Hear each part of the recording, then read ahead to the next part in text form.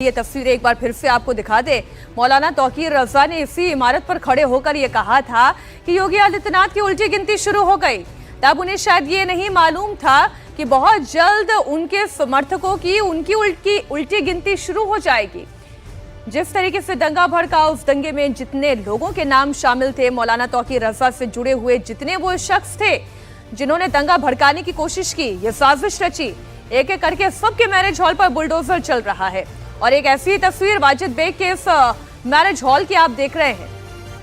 अभय पाराशर हमारे सहयोगी इस वक्त हमारे साथ जुड़ गए, उनके पास सीधा चल लेते हैं। अभय, ग्राउंड की तस्वीरें दिखाइए, ये बुलडोजर एक्शन चल रहा है, किस तरीके का इस वक्त माहौल है इलाके में? देखिए बिल्कुल प्राची, इस वक्त बरेली के वाजिद बेग का जो बारात घर था जो कि अवैध तरीके से बना हुआ था, वहीं पर हम मौजूद हैं। और ये जो पिछला हिस्सा आप देख रहे हैं, आगे का हिस्सा पूरा कल तोड़ दिया गया था, लेकिन ये पिछला हिस्सा जो है आप देखिए कितना बड़ा और कितना मजबूत है, कितने पिलर्स का इसके अंदर इस्तेमाल किया गया। और ऊपर ये जो गुंबद है, ये बताया जा रहा है अभी हाल फिलहाल में ही वाजिद बेग ने बनवाई थी इस हिंसा से पहले। अभी आप देखेंगे बुलडोजर आ गया है, क्योंकि आसपास रिहायशी इलाका है, तो जब ये बिल्डिंग गिरेगी तो उनको नुकसान ना पहुंचे, इस बात का ध्यान रखना है। इसीलिए बरेली डेवलपमेंट अथॉरिटी ने अपने एक्सपर्ट्स की टीम बुलाई है जो मौके पर पहुंच रही है। फिलहाल जो मलबा यहां पर कल गिराया गया था उसको साइड किया जा रहा है। और आप देखेंगे ये बड़ी ड्रिलिंग मशीन है जिससे पिलर्स को तोड़ा जाएगा। पिलर्स को तोड़ने के बाद पहले ऊपर के पिलर तोड़े जाएंगे और उसके बाद नीचे के पिलर तोड़े जाएंगे, ताकि इस पूरी बिल्डिंग को धराशायी किया जा सके।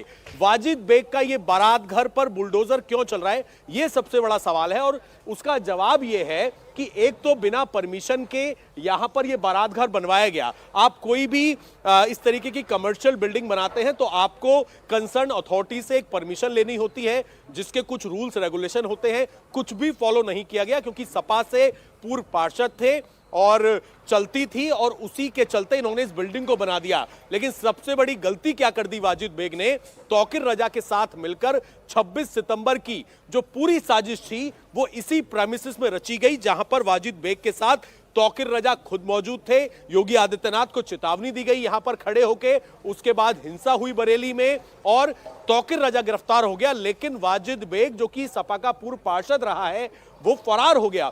12 मुकदमे दर्ज हुए थे, बरेली पुलिस ने 12 मुकदमे दर्ज किए थे, जिसमें इस पूरी हिंसा, उसकी साजिश को लेकर, क्योंकि फायरिंग तक का एलिगेशन जो है वो इसके अंदर लगा था।